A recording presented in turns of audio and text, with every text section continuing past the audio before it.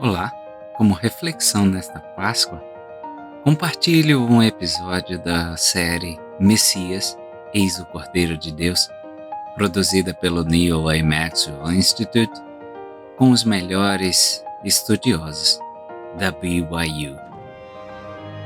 Espero que vocês gostem e uma feliz Páscoa.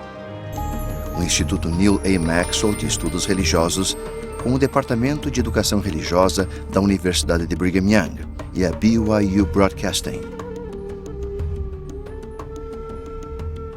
apresenta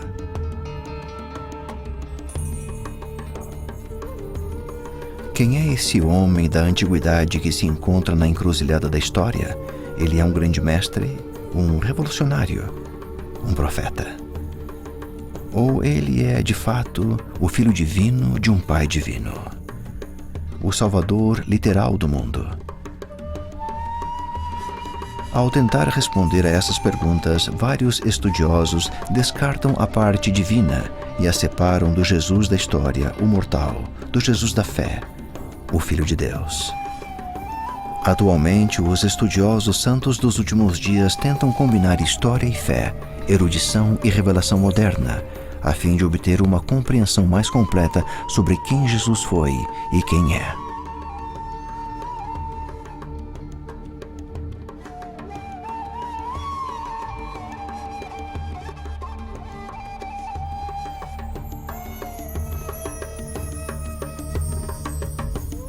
O Messias, eis o Cordeiro de Deus. E na madrugada do primeiro dia da semana foram ao sepulcro no nascer do sol, e quando olharam, viram que a pedra havia sido retirada. Relatos de testemunhas oculares daqueles que apalparam o recém-ressuscitado Salvador poucos dias após a sua crucificação e enterro apoiam a crença de uma união física do corpo e espírito de Jesus, caso estivesse na estrada para Emaús ou ensinando no templo no Novo Mundo. A aparição de Jesus Cristo declarou seu triunfo sobre a morte quando ele convidou a todos que viessem a ele. Não está aqui, porque já ressuscitou. A ressurreição.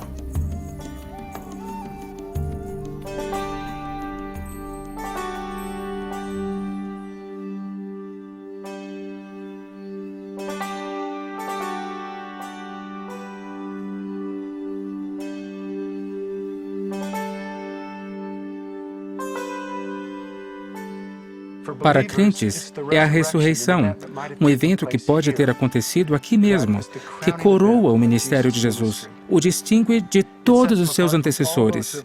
Houve professores, profetas e curandeiros, mas nenhum deles possuía o poder de sacrificar a própria vida e então retomá-la novamente. Foi a ressurreição que providenciou a base da doutrina de todo o cristianismo. Sem ela, o cristianismo seria apenas um conjunto de crenças, histórias e mensagens inspiradoras sobre como viver uma boa vida. No entanto, não seria o mesmo cristianismo de hoje. Sabe, John, com a ressurreição de Jesus Cristo, passamos a ter a mensagem das eternidades. Esse conhecimento é o centro de tudo que acreditamos, é o apoio de nossa fé. E ainda de maneira irônica, é também do cristianismo e de alguns estudiosos do Novo Testamento, de onde muito do ceticismo que vemos surge. Mas nada disso altera os testemunhos de algumas mulheres de uma província romana desconhecida, que numa bela manhã de primavera, como a de hoje, há 2000 anos, algo se passou que nunca acontecerá antes.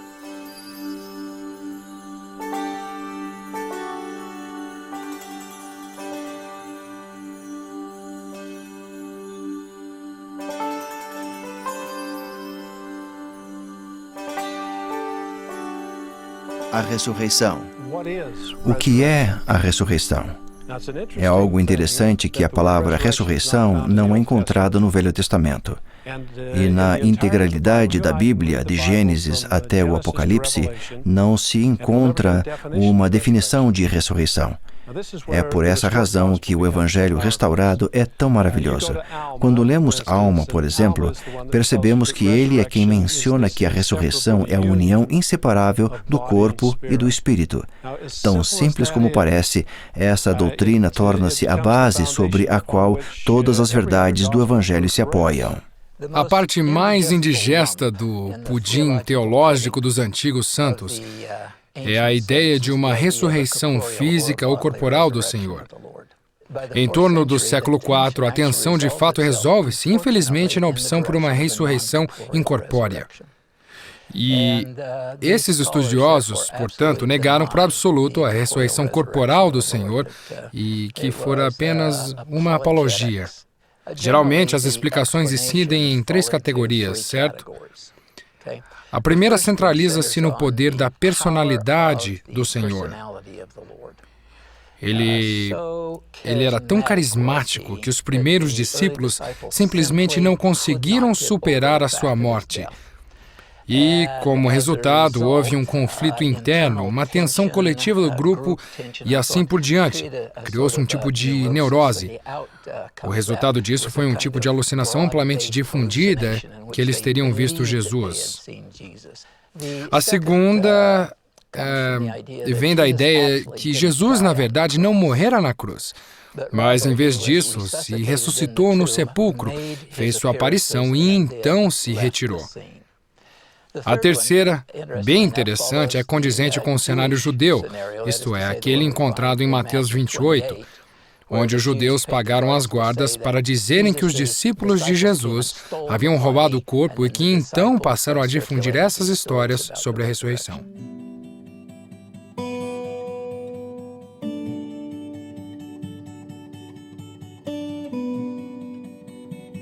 O Jardim da Sepultura, Jerusalém. Há muita atenção dada às disparidades das narrativas dos evangelhos sobre a ressurreição. Perguntas como: havia 1 ou 2 anjos próximos ao sepulcro? Pedro estava só quando viu o Senhor ressurreto ou estava com João ou outro apóstolo? Esses tipos de perguntas fizeram com que alguns estudiosos do Novo Testamento considerassem as provas da ressurreição confusas e frágeis. E suponho que, se somente tivéssemos as narrativas do Novo Testamento, essa confusão seria compreensível. Certo, mas se considerarmos a revelação moderna, como o Livro de Mórmon, a Doutrina e Convênios e o testemunho dos profetas modernos, então as provas da ressurreição física e literal de Jesus como um ser glorificado seriam extraordinárias. Gosto das palavras de um estudante diligente das Escrituras que uma vez disse: não existe nenhum outro fato ou evento na história da qual tenho mais certeza do que a ressurreição corporal física do Senhor Jesus Cristo. E esse aluno também era, por um acaso, um profeta de Deus, o presidente Ezra Taft Benson. Evidências da ressurreição. Possuímos muitas boas evidências provenientes da igreja primitiva de que realmente um evento histórico aconteceu aqui. Por exemplo, existiram pessoas que realmente viram e escutaram o Senhor, como os 2 homens na estrada de Emaús e os 10 discípulos. Paulo disse que havia de fato 500 irmãos que viram Jesus na mesma ocasião. Então, com certeza, o próprio Paulo viu o Salvador. Mas existe outro tipo de testemunho que são aqueles que não só o viram e escutaram, como também o tocaram. As mulheres que visitaram o sepulcro foram enviadas para contar aos apóstolos sobre a ressurreição.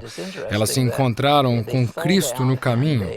É interessante o fato delas terem se aproximado dele, abraçado os seus pés e o adorado. Mas o idioma grego é bem forte. A palavra usada é kratao, que significa agarrar. Elas não apenas esbarraram nele ou tocaram nele levemente. Elas não só tocaram o Senhor, como também o abraçaram fortemente. Então, com certeza, temos o próprio Tomé que disse: a não ser que toque o sinal dos cravos em suas mãos, não acreditarei. Então o Senhor apareceu e o que disse? Aqui estou, este é o sinal do cravo em minhas mãos. Assim, Tomé recebeu um testemunho tangível. No entanto, alguém muito interessante parece passar desapercebido, possivelmente por conta de problemas de tradução: Maria Madalena. O texto do rei Jaime narra que Jesus apareceu a ela no sepulcro e, aparentemente, de acordo com a narrativa, ela tentou tocá-lo, mas Jesus disse: não me detenhas, porque ainda não subi para meu Pai no céu. A gramática grega sugere a existência de uma tradução melhor. Nós temos um presente do imperativo acompanhado por uma negação que significa: pare de fazer o que estás fazendo agora. E com ela, a palavra grega não é krateio, que significa agarrar, mas sim opto, que significa abraçar. Acredito que Jesus disse naquele momento: preciso me concentrar na obra de meu Pai. Este é um momento muito doce, mas tu precisas parar de me abraçar para que eu possa ir fazer o que meu Pai quer que eu faça. Portanto, as mulheres, Tomé e talvez os outros apóstolos e Maria seriam as 3 testemunhas. Eles sabiam, pois haviam visto o Senhor. Qual foi a consequência disso? Uma foi que Pedro prosseguiu corajosamente. E qual é a ideia central desse fato? Pregamos sobre Cristo crucificado e o Cristo ressurreto. Essa é a mensagem.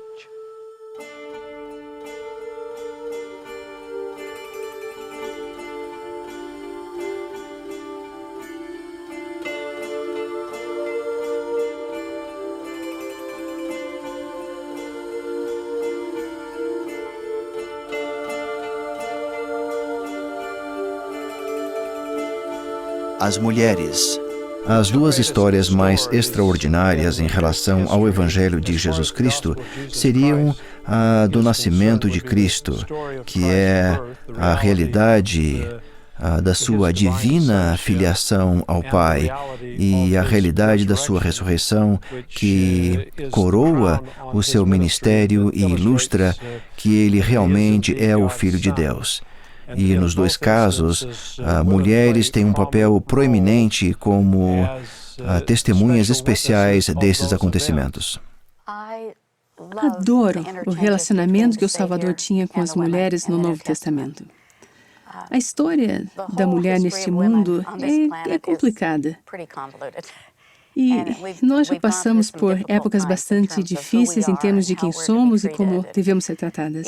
E apesar de termos conosco um livro que tivera de sobreviver por centenas de anos, ainda assim é impossível ignorar tais expressões de amor e respeito.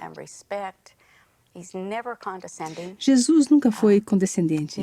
Ele era gentil, firme, respeitoso e ensinava a elas toda a doutrina que ensinava aos homens. Não existia diferença entre homens e mulheres para ele. E por que haveria de existir?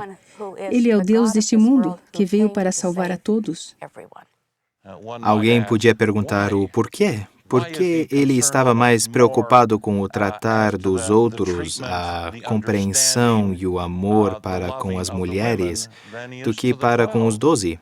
A minha conclusão é que, tanto na nossa lei e costumes como na de Israel antiga, a responsabilidade do homem pelo lar, neste caso sua mãe e outros entes queridos, próximos e estimados, parece ser dominante. As mulheres foram então instruídas para irem ao encontro de Pedro e de outros irmãos para contar-lhes o que havia acontecido. Assim, eles visitaram a sepultura e testemunharam que o corpo de Jesus havia desaparecido.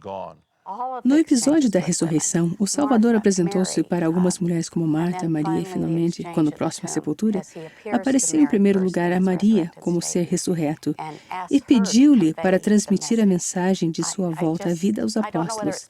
Não sei se é possível para os homens compreenderem o que esse tratamento representa para as mulheres, o tipo de dignidade sem complacência que ele dava e dá a cada uma de nós.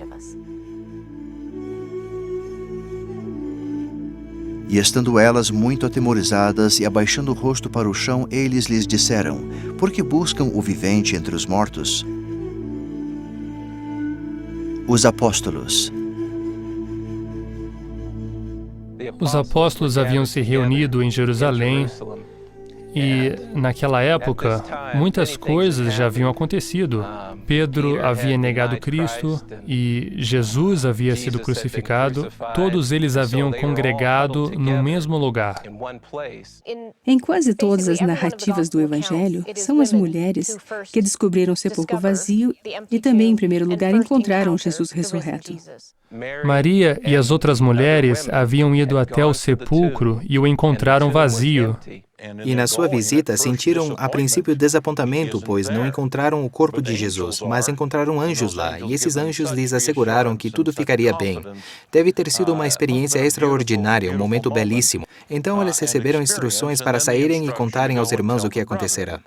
Elas encontraram os discípulos, contaram-lhes tudo. E os apóstolos simplesmente o acharam inacreditável, eles riram delas. Aquilo nunca acontecera antes.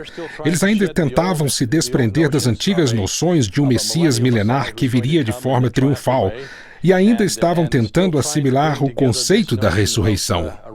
Mas, ao menos, Pedro e João correram ao sepulcro. Mas João era mais rápido que Pedro, que, por ser mais velho, não havia conseguido acompanhá-lo. João, ao reconhecer que Pedro era o apóstolo mais velho, esperou por ele ao chegar ao sepulcro. Pedro o alcançou sem fôlego, como pode imaginar.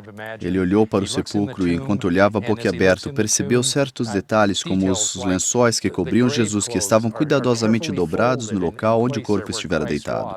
Acho que, com certeza, foi naquele momento eles passaram a acreditar nas palavras de Jesus, pois tudo começara a se elucidar.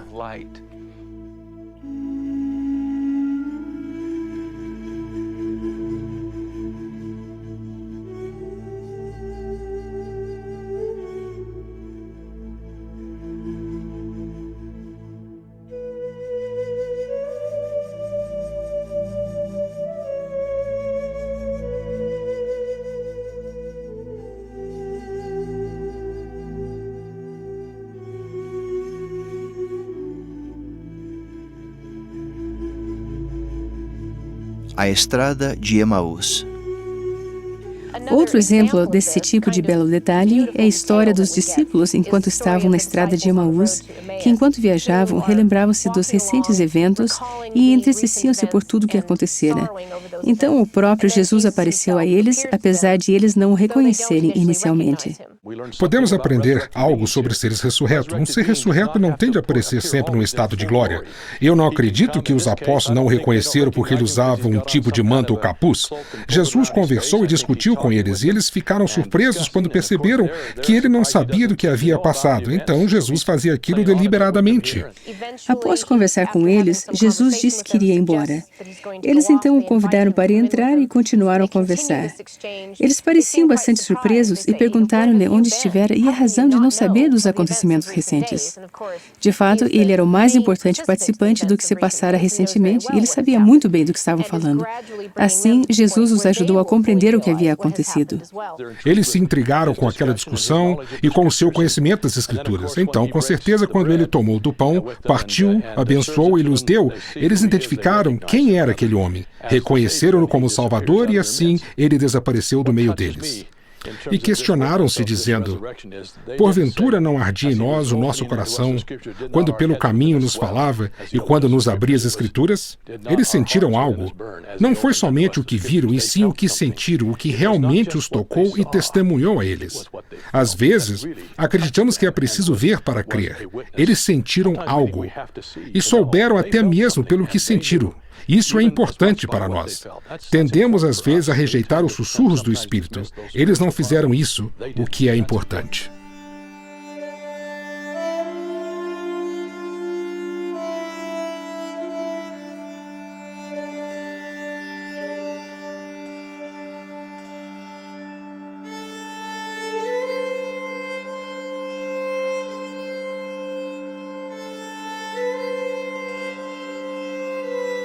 Uma testemunha física. Pedro disse posteriormente que não vos fizemos saber a virtude e a vinda de nosso Senhor Jesus Cristo seguindo fábulas artificialmente compostas, mas nós mesmos vimos a sua majestade. Provavelmente ele referia-se à transfiguração nesse trecho, mas eles foram testemunhas oculares, óbvias testemunhas, e uma das coisas da qual se tornaram testemunhas, e era importante que o fossem, foi da fisicalidade da ressurreição. Quando o Salvador apareceu aos discípulos, a reação deles, a princípio, foi de temor. Eles ficaram apavorados, pois pensaram que viam um espírito. Evidentemente, eles ainda não haviam compreendido bem a noção de um ser ressurreto. Não os culpamos, porque isso nunca havia acontecido antes. Mas a fim de ajudá-los a acalmar seus temores, Lucas narrou algo bastante significativo, o pedido de Jesus para se aproximarem e tocar suas mãos e pés. Jesus queria assegurar-lhes que era o mesmo Cristo que estivera com eles por 3 anos e meio durante seu ministério terreno, que era um corpo ressurreto, um Salvador ressurreto. E para ressaltar a realidade física do seu estado ressurreto, ele até mesmo comeu diante deles, a fim de demonstrar que ainda possuía um corpo.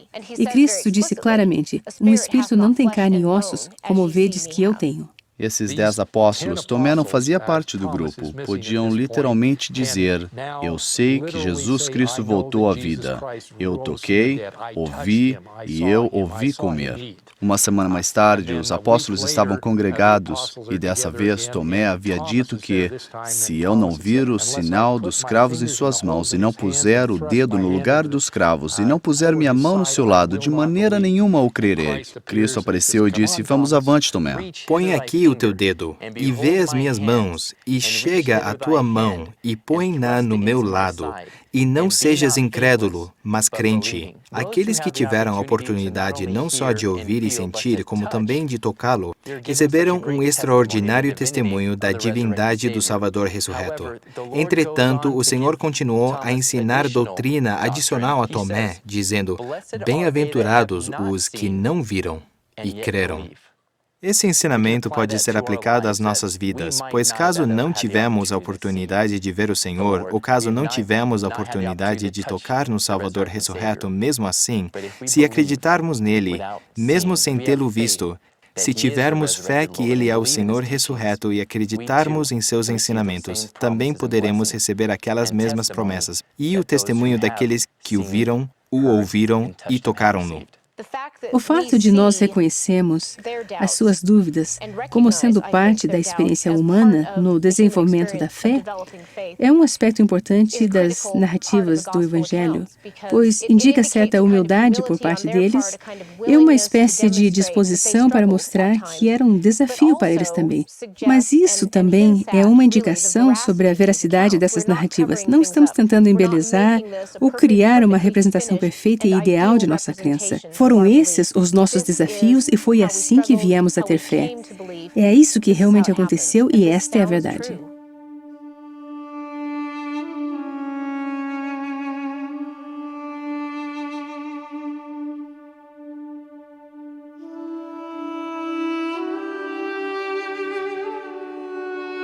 Vor Fru Kirke, a Igreja de Nossa Senhora, Copenhagen, Dinamarca.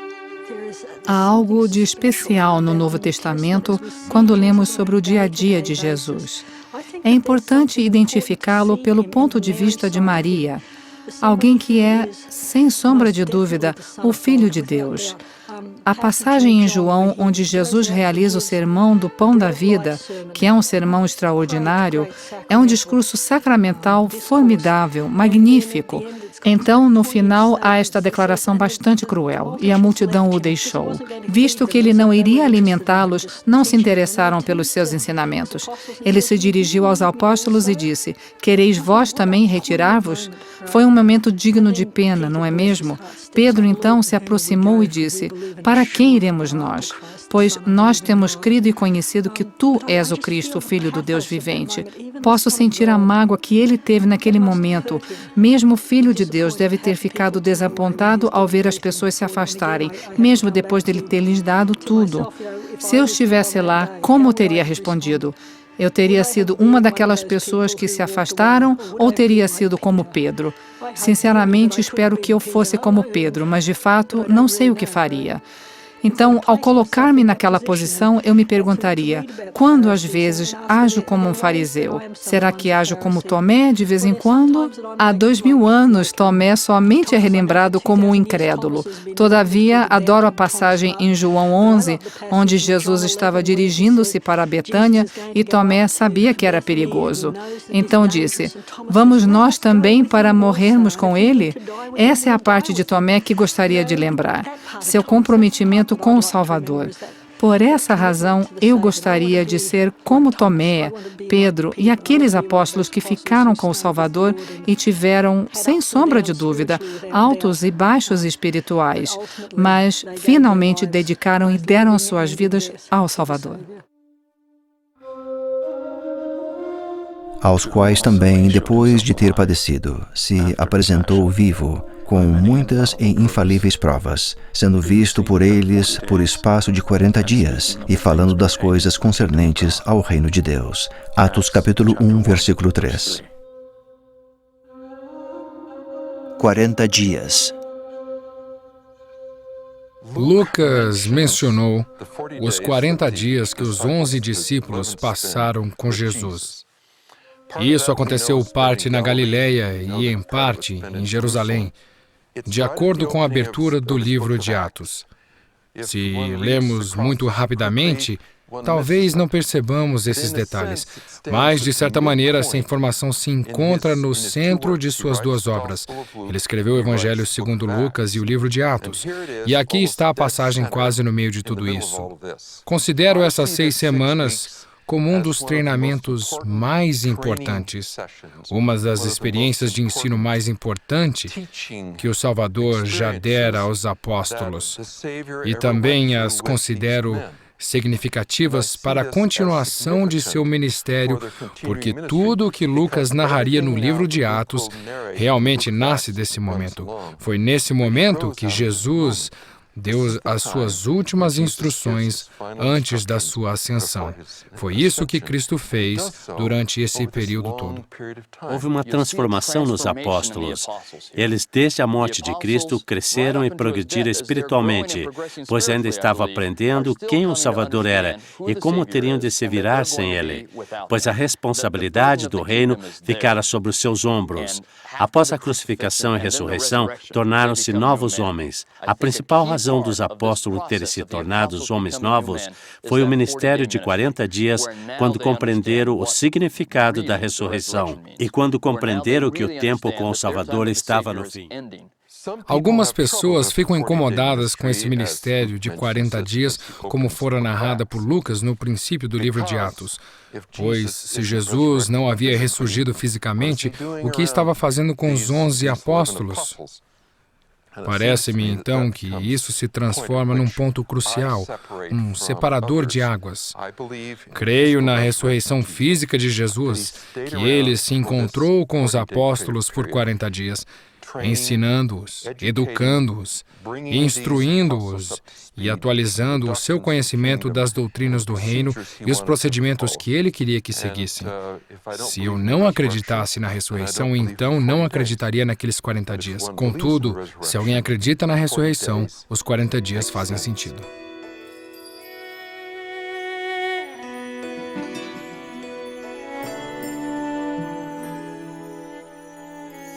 A Escola Bíblica, Jerusalém. Se a literatura apócrifa está a muitos passos de ser aceita como escritura, um passo além leva-nos para o mundo do mito. Não se encontra a verdade em histórias individuais, mas sim em padrões e em temas. A tradição oral é consistente e pode nos dar dicas sobre certos acontecimentos de maneiras inesperadas. Em termos de folclore local, uma das reivindicações mais comuns ouvidas de Londres até o Tibete é: Jesus esteve aqui. Não se deve ficar surpreso com provas que o Jesus ressurreto visitou outras terras e povos.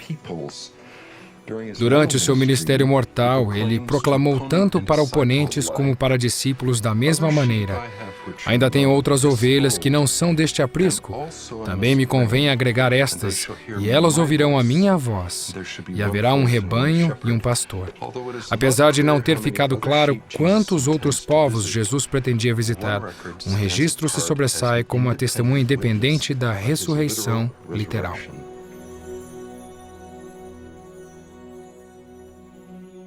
Outro Testamento. O título do livro de Mórmon é O Livro de Mórmon, Outro Testamento de Jesus Cristo. O livro de Mórmon foi preparado por antigos descendentes de Israel e escondido para ser preservado até uma época em que outro testemunho de Cristo fosse necessário. Esse livro narra o ministério de Cristo entre o povo aqui no Novo Mundo, outro grupo de ovelhas que fora separado do resto. Narra seus ensinamentos, convênios e seu relacionamento com aquele povo, e especialmente o seu ministério após sua ressurreição. Portanto, é outro testamento do Evangelho de Jesus Cristo. Cumpre a lei das testemunhas que, na boca boca de 2 ou 3 testemunhas, toda palavra seja confirmada. A Bíblia foi o primeiro livro que testificasse do que o Salvador fizera em Jerusalém. O livro de Mórmon despontou como uma segunda testemunha ao também testificar do que o Salvador fizera em Jerusalém e que a sua ressurreição realmente havia passado. O clímax do livro de Mórmon se dá com a visita de Cristo às Américas. Nefi profetizou sobre isso em 1 Nefi 12:6. Ele disse: "E vi os céus abrirem-se e o Cordeiro de Deus descendo do céu, e desceu e mostrou-se a eles." As pessoas se reuniram ao redor do templo. Elas ouviram uma voz que não conseguiam identificar. Era uma voz espiritual de penetrar o coração. E após ouvi-la pela terceira vez, conseguiram sintonizar-se com ela. Era uma voz que vinha do céu. Olharam para os céus e viram o Salvador descer. Pensavam que era um anjo. Então se colocou entre eles, dizendo: "Eis que eu sou Jesus Cristo, cuja vinda ao mundo foi testificada pelos profetas." Assim ele continuou a dizer que expiara pelos pecados do mundo. Bebi da taça amarga que o Pai me deu e glorifiquei o Pai, tomando sobre mim os pecados do mundo, no que submetia à vontade do Pai em todas as coisas desde o princípio. Então, uma das primeiras coisas que ele mencionou foi o cumprimento da expiação, sua submissão à vontade do Pai, e que aquela seria uma bênção maravilhosa para eles, como também para nós hoje, é claro. E aconteceu que, quando Jesus pronunciou estas palavras, toda a multidão caiu por terra, porque se lembraram do que havia sido profetizado entre eles, que Cristo lhes apareceria depois de sua ascensão ao céu. 3 Nefi, capítulo 11, versículo 12. Todos adiantaram-se. Cristo lhes fez um convite incrível, um convite que tocou seus corações e ainda hoje toca os corações dos milhões que o leem. Ele disse: "Levantai-vos e aproximai-vos de mim, para que possais meter as mãos no meu lado, e também apalpar as marcas dos cravos em minhas mãos e em meus pés, a fim de que saibais que eu sou o Deus de Israel, e o Deus de toda a terra, e fui morto pelos pecados do mundo." Esse incrível convite feito pelo Senhor ao povo de Nefi aconteceu da seguinte maneira: "E aconteceu que a multidão se adiantou e meteu as mãos no seu lado e apalpou as marcas dos cravos em suas mãos e seus pés. Isto fizeram adiantando-se um por um, até que todos viram com os próprios olhos, apalparam com as mãos e souberam com toda certeza, testemunhando que ele era aquele sobre quem os profetas escreveram que haveria de vir." E para mim, talvez uma das partes mais importantes da narrativa da visita do Salvador é, de fato, que aqui estão mais testemunhas. Desta vez, 2.500 pessoas que não só o ouviram, como também o tocaram e beijaram-no e banharam seus pés com lágrimas. Todos se adiantaram e sentiram as marcas dos cravos em suas mãos. E se cada um demorasse apenas 15 segundos, o total seria de aproximadamente 11 horas. Isso caso alguém não parasse e ficasse extasiado pela presença do Mestre. Isso ensina-nos sobre a essência de Jesus, o quanto ele nos ama e quer que o conheçamos. Além disso, ele se faz acessível àqueles que buscam ter uma experiência pessoal com o Salvador. Assim, aprendemos que o Salvador não só se preocupa conosco em geral, como também cada um de nós individualmente.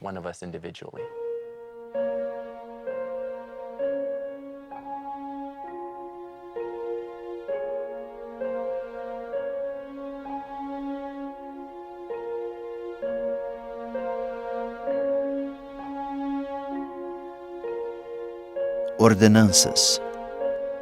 Quando o Salvador dirigiu-se ao povo, a primeira coisa que fez foi apresentar-se.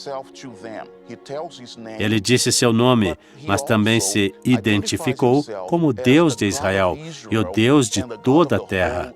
Nefe, o profeta daquela época, que estava no meio da multidão, aproximou-se do Salvador e prostrou-se diante dele, beijando seus pés. Então, quando o Salvador comandou que Nefe se levantasse, sua primeira atitude foi: dou-te poder para batizar este povo. Isso, de certa maneira, nos diz ou indica o papel proeminente das ordenanças no reino de Deus. Ele chamou os 12 e o fez pela imposição das mãos, o que é uma ordenança. Ele ensinou-lhes sobre o batismo e como batizar ou não batizar, que é outra ordenança. Ele instituiu o sacramento, novamente, uma ordenança. Se examinarmos atentamente, começamos a perceber em que Jesus estava interessado. Ele estava interessado nas Escrituras. Ele queria que as pessoas compreendessem a sua ressurreição e ordenanças. E disse-lhe o Senhor: dou-te poder para batizar este povo, quando eu tiver novamente subido ao céu. E novamente o Senhor chamou outros e disse-lhes a mesma coisa, e deu-lhes poder para batizar. 3 Nefe, capítulo 11, versículos 21 e 22. 1 a 1. Ao final do primeiro dia em que Jesus passou com os nefitas no templo de abundância, ele olhou para a multidão e, com sua percepção divina, compreendeu que muitas daquelas pessoas não haviam absorvido seus ensinamentos. Todas as coisas haviam se renovado. Era um mundo completamente novo para eles. Tudo o que acostumavam fazer se tornara obsoleto. E teriam que construir um mundo inteiramente novo, além de um novo relacionamento entre si e com Deus. Todos choravam e ninguém dizia nada. Ele então percebeu da maneira que somente Deus poderia fazê-lo, que o povo queria que ele tardasse um pouco mais. Eles queriam que o Salvador realizasse os milagres tão esperados. Ele disse que estava para partir, mas permaneceu para realizar mais milagres. Até mesmo o coxo e o cego estavam em abundância. Foi um evento extraordinário. Eles não sabiam quanto tempo ele ficaria entre o povo. Mas, de sua própria livre vontade, haviam se dirigido ao templo naquele dia porque queriam saber o que deveriam fazer em seguida. Ele os convocou e o povo se aproximou, reunindo-se no templo. Eles não colocavam os nomes das pessoas em uma lista de oração, e sim faziam com que elas viessem diretamente ao templo, tanto à direita como no centro, e Jesus curou-os um por um.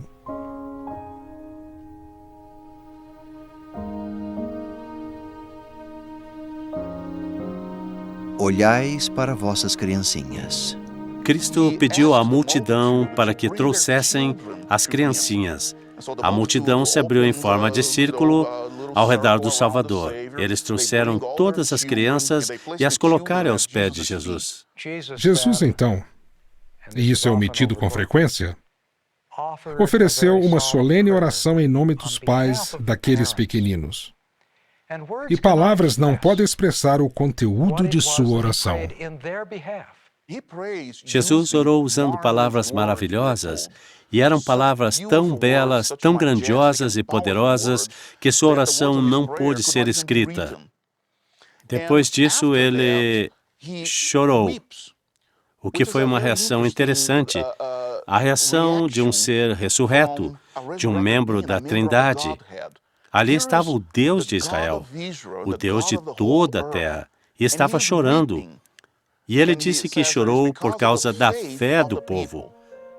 Então, ele tomou os pequeninos, abençoou-os um a um novamente e disse à multidão que olhassem para eles. Então, quando assim o fizeram, os céus se abriram e anjos desceram dos céus, seres glorificados, e cercaram aqueles pequeninos e ministraram entre eles.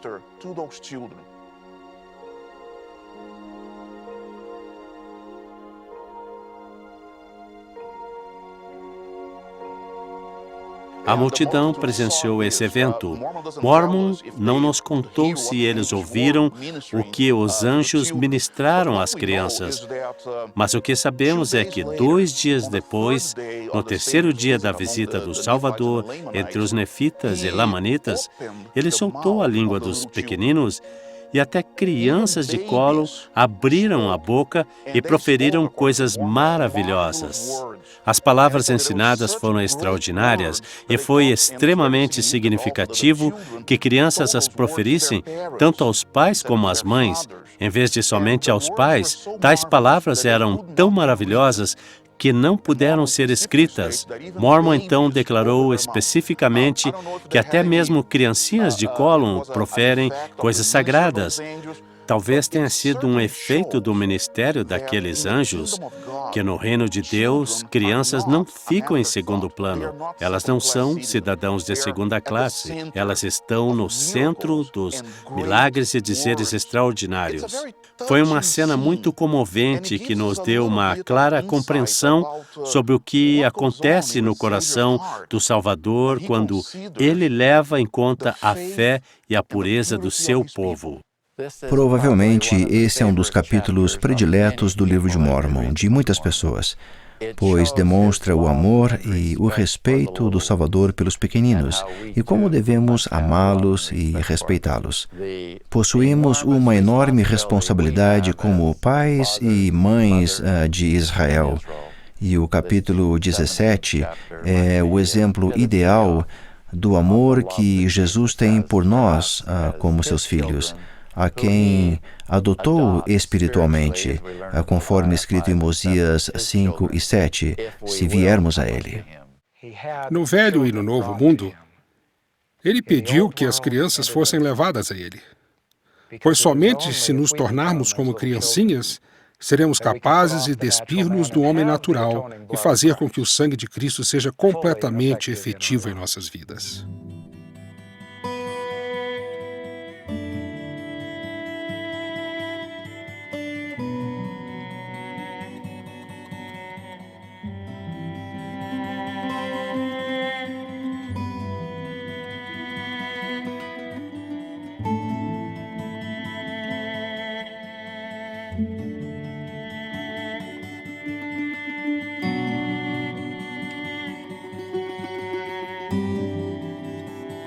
Multidão de testemunhas.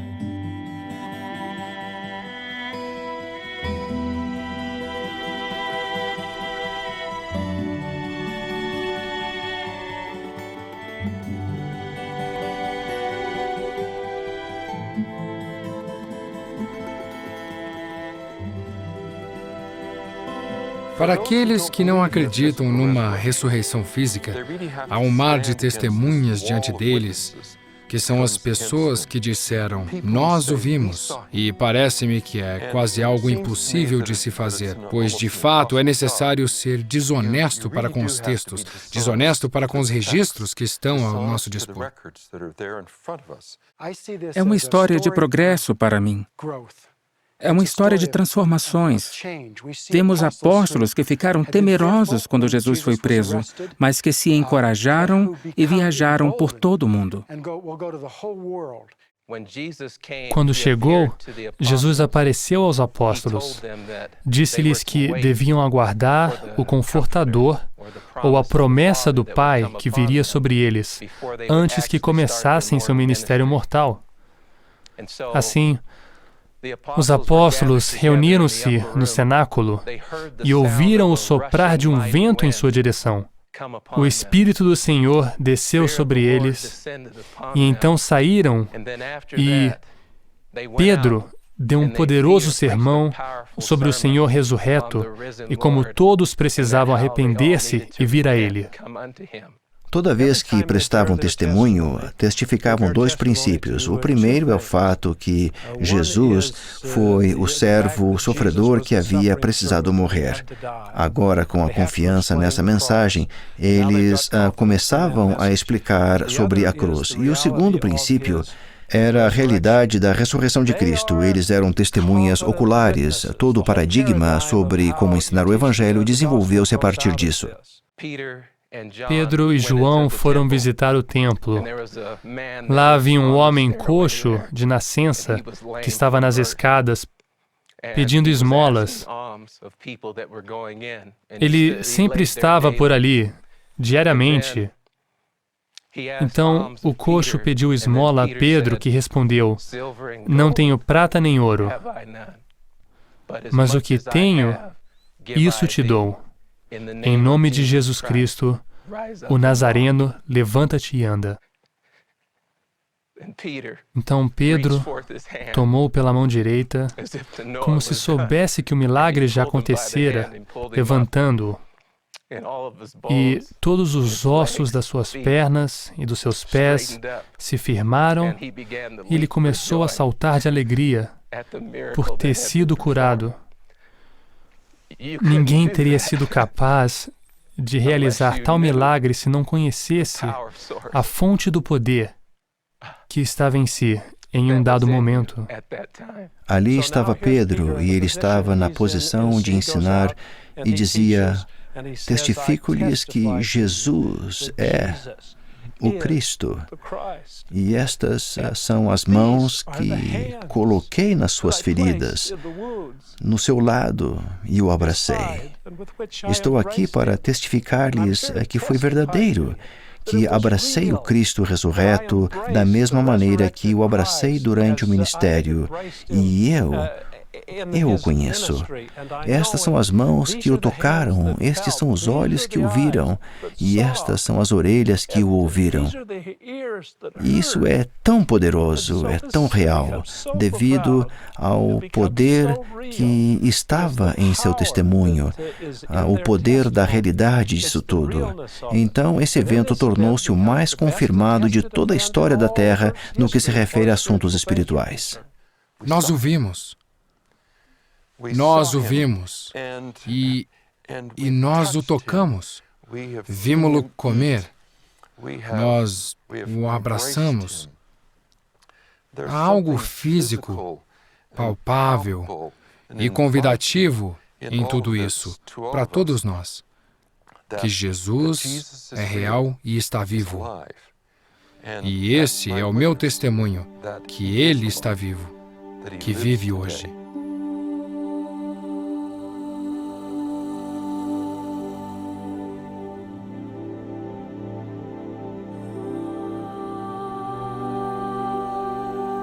Palácio Frederiksborg, Hillerød, Dinamarca.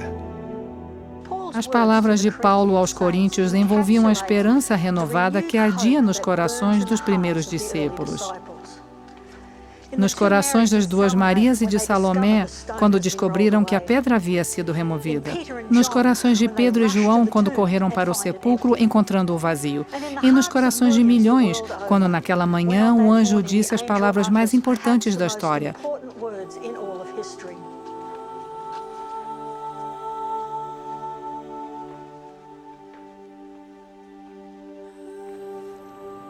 "Ele não está aqui, pois está ressuscitado."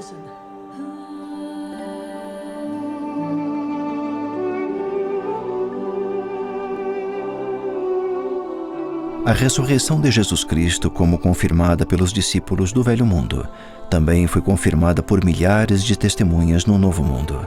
Todos testificaram que o Salvador triunfou sobre a morte quando tocaram as marcas do cravo e foram abençoados um por um pelas mãos que ainda guardavam as marcas da crucificação.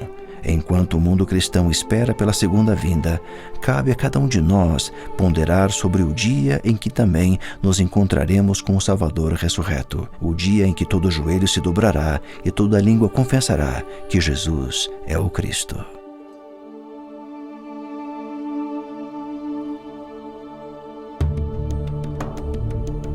O Messias, eis o Cordeiro de Deus.